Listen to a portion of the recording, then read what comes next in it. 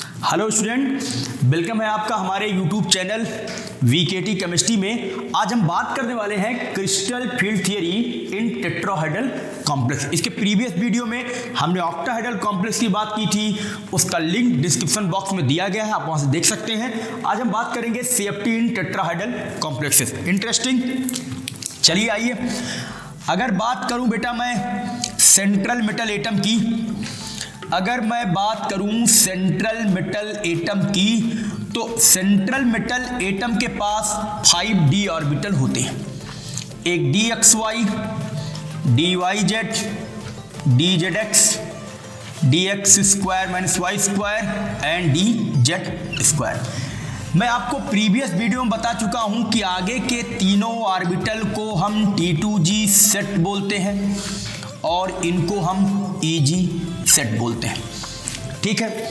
और मैं ये भी बता चुका हूं आपको कि आगे के तीनों ऑर्बिटल जो होते हैं वो होते हैं बिटवीन द एक्सिस, और ये दोनों ऑर्बिटल होते हैं ऑन द एक्सिस, ठीक है। मेरी बात ध्यान से सुनिएगा। जिस बच्चे को ये गेम पता लग गया कि कौन सा ऑर्बिटल ऑन द एक्सिस है, कौन सा ऑर्बिटल बिटवीन द एक्सिस है, उसके लिए ऑक्टाहेड्रल और टेट्राहेड्रल कॉम्प्लेक्स चुटकी का खेल है। लेकिन जो ये नहीं समझ पाया कि कौन ऑन द एक्सिस है और कौन बिटवीन द एक्सिस है, उसके लिए टफ होता चला जाएगा। आप मेरी प्रीवियस वीडियो देखेंगे, उसमें मैंने एकदम क्लियर किया है कि कौन ऑन द एक्सिस है, कौन बिटवीन द एक्सिस है। देखिए, ये मैंने एक डायग्राम बनाया है। टेट्राहेड्रल का मतलब मेटल से कितने लीगेंड हैं? 4 लीगेंड सराउंडेड है। Ml4 तो लीगेंड 4 बार एक मेटल। अगर लीगेंड का नंबर 4 होगा तो हमारा कॉम्प्लेक्स कैसा होगा? टेट्राहेड्रल कॉम्प्लेक्स होगा, ठीक है। देखिए, मैं थोड़ा इस फिगर को 3D में दिखाने की कोशिश किया हूं। मैंने एक क्यूब बनाया है जिसमें मैंने ग्रीन कलर से ये एक्सिस आपको दिखाई है। ये एक्सिस देखिए, ये y हो गई, ये एक्सिस हो गई x और ये एक्सिस हो गई z। मैंने इस मेटल को उठाया और इसके बीच में रख दिया। ध्यान से देखना, मेटल मैंने यहां बीच में रख दिया। अब जब मैंने मेटल बीच में रखा तो जिसको चारों लीगेंड थे, एक लीगेंड इधर गया, एक लीगेंड इधर गया, एक लीगेंड इधर आया, एक लीगेंड इधर। मतलब जो ये रेड लाइन है ये रिप्रेजेंट कर रही किसको? लीगेंड को। अगर हम ध्यान से देखें तो जितने भी लीगेंड, मतलब ये जो चारों लीगेंड हैं, इनमें से कोई भी पार्ट एक्सिस के ऊपर नहीं है। सारे लीगेंड हैं बेटा बिटवीन द एक्सिस। मतलब ये लीगेंड हो, ये लीगेंड हो, ये लीगेंड हो, ये लीगेंड हो।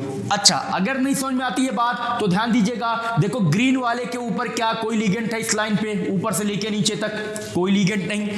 एक्स वाले पर कोई लीगेंड है? कोई लीगेंड नहीं। जेड पर कोई लीगेंड है, ऐसे रखा गया जेड, इस पर भी कोई लीगेंड नहीं है। मतलब सारे लीगेंड हमारे अक्ष के कहाँ हैं? बोलो, बीच में, बिटवीन द एक्सिस है।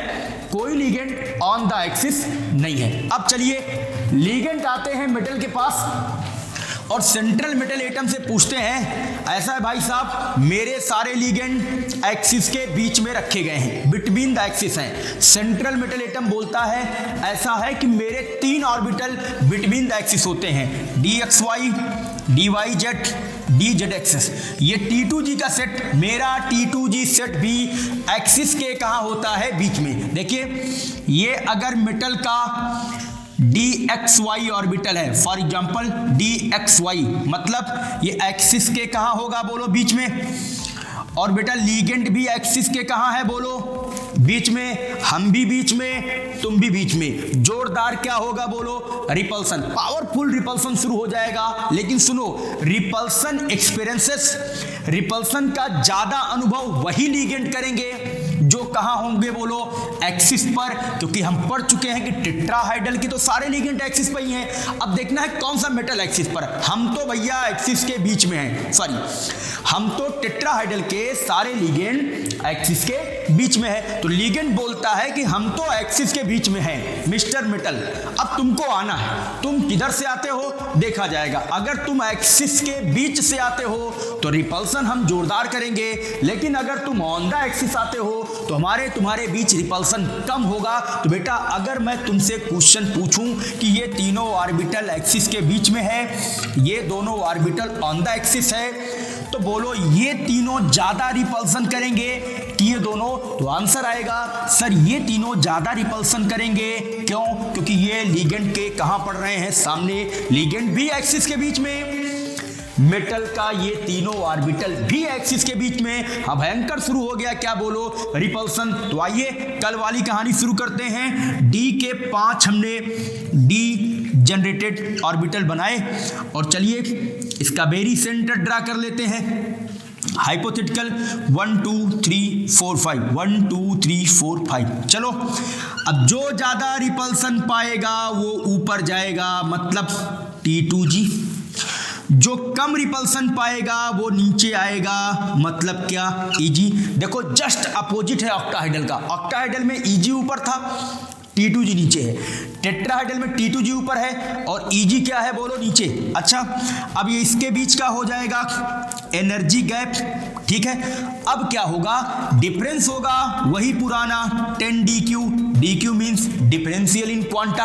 अब इसकी एनर्जी प्लस में हम लेंगे, +4 +4 +4, इसकी -6 और dq हम लगा लेंगे। मतलब इसकी +12 से एनर्जी बढ़ रही है, इसकी -12 से एनर्जी घट रही है और इनके बीच में जो ये स्प्लिटिंग का गैप है इसको बोलते हैं crystal field splitting energy gap. क्या बोलते हैं? Crystal field splitting energy gap. Important चीज सुनो, अक्सर लोग इस 6 और 4 में बच्चे कंफ्यूज करते हैं कि 4 ऊपर रहेगा कि 3 नीचे रहेगा। मेरी बात ध्यान से सुनो, हमको टोटल 12 डिजिट देखना है और हमारे पास हैं कितने लोग? 3। एक तो हमारे पास 4 है, एक हमारे पास 6 है। अच्छा अगर ऑर्बिटल 3 है और तुमको 12 के बराबर लाना है तो तुमको इनको 4 4 4 ही करना पड़ेगा, क्योंकि 4 4 8 और 4 कितना होगा? 12। अगर हम इसको 6 और 6 करेंगे तो हमारा एक ऑर्बिटल बच जाएगा। मतलब हमेशा ध्यान दो, 4 डिजिट बेटा उसके साथ लिखना जिसमें 3 ऑर्बिटल होंगे और 2 उसके साथ लिखना जिसमें 2 ऑर्बिटल होंगे। हाँ प्लस माइनस का गेम थोड़ा अलग है। अच्छा 4 लिखने के बाद प्लस तुम उसके साथ लिखना जो ऊपर होगा और माइनस उसके साथ लिखना जो क्या होगा बोलो? नीचे होगा। तो ये टेट्राहेड्रल का CFST डायग्राम और ये टेट्राहेड्रल कॉम्प्लेक्स प्लेस कहाँ होता है। अब इंपॉर्टेंट चीज अगर हम डिस्कस करें तो टेट्राहेड्रल से ज्यादा एनर्जी होती है किसकी बोलो? ऑक्टाहेड्रल कॉम्प्लेक्स की। एक इक्वेशन लिखा रहता है del T = 4.9 × del O। Means ये हो गया आपका टेट्राहेड्रल, ये हो गया ऑक्टाहेड्रल।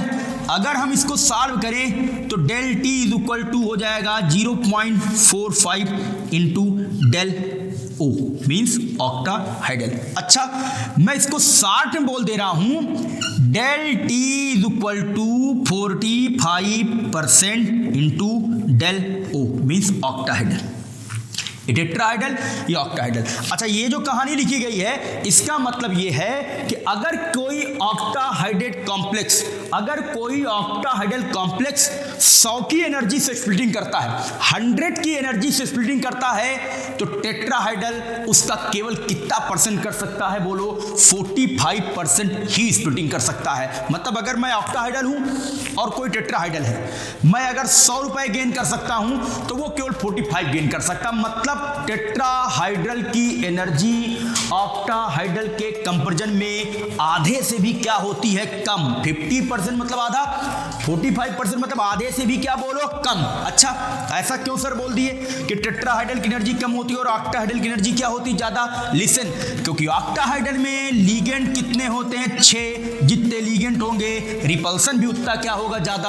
और टेट्राहाइड्रल में लिगेंड कितने होते? 4। तो लिगेंड कम होंगे और रिपल्सन भी क्या होगा? ज्यादा होगा। अच्छा एक चीज और बताता हूं, अगर बेटा मैं बात करूं क्रिस्टल फील्ड स्प्लिटिंग एनर्जी की और हम बात करते हैं ऑक्टाहेड्रल की ही। किसकी बात करते हैं? ऑक्टाहेड्रल की।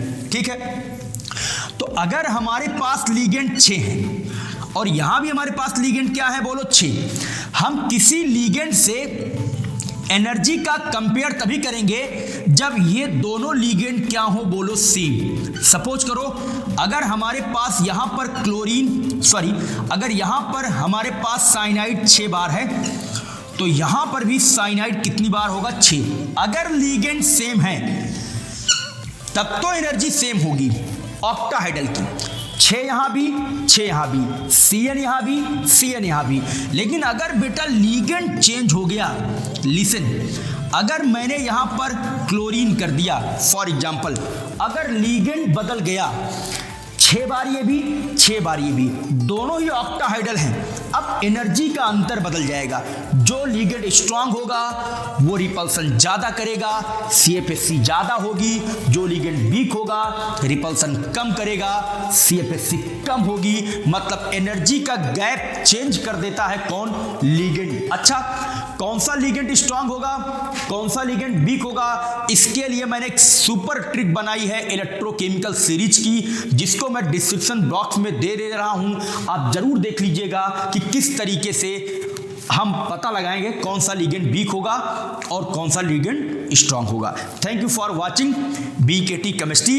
अब आगे हम कोऑर्डिनेशन कंपाउंड पर जोरदार चीजें आपके लिए लेके आएंगे। जितने भी IIT में प्रीवियस 10 ईयर में क्वेश्चन आए होंगे उनको मैं एक एक करके सॉल्व कराऊंगा। एक एक वीडियो में हम पूरे क्वेश्चन, जितने भी कोऑर्डिनेशन कंपाउंड से क्वेश्चन आए होंगे, जो फरवरी में जेईई देना चाहते हैं बच्चे, या मार्च में देना चाहते हैं, या मई में देना चाहते हैं, उनके लिए, और जो बोर्ड एग्जाम के साथ साथ जेईई की तैयारी करना चाहते हैं, उनसे मैं पर डे केवल 35 मिनट से 40 मिनट मांगता हूं। मैं ऑनलाइन सेशन स्टार्ट करने जा रहा हूं, मैं लाइव आऊंगा।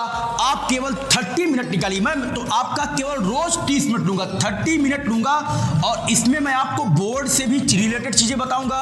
और जेईई में जितने चैप्टर आपने पढ़े हैं, इनऑर्गेनिक और ऑर्गेनिक और फिजिकल में जितने प्रीवियस 10 ईयर में क्वेश्चन आए होंगे, उन सारे क्वेश्चन को मैं एक एक करके सॉल्व कराऊंगा। उससे रिलेटेड नोट्स भी मैं आपको डिस्क्रिप्शन बॉक्स में प्रोवाइड कराऊंगा। और ऑनलाइन आने से पहले मैं आपको बता दूंगा कि मुझे किस दिन ऑनलाइन आना है। बच्चों, अगर आपको मेरा पढ़ाने का तरीका अच्छा लगता है, मेरा वीडियो आपको ठीक लगता है, आप कुछ इजी तरीके से कुछ नई चीज गेन कर पाते हैं, तो जरूर वीडियो को लाइक करिए, सब्सक्राइब करिए और शेयर करिए, ताकि और भी लोग इस एजुकेशन का लाभ उठा सकें। Thank you for watching BKT chemistry.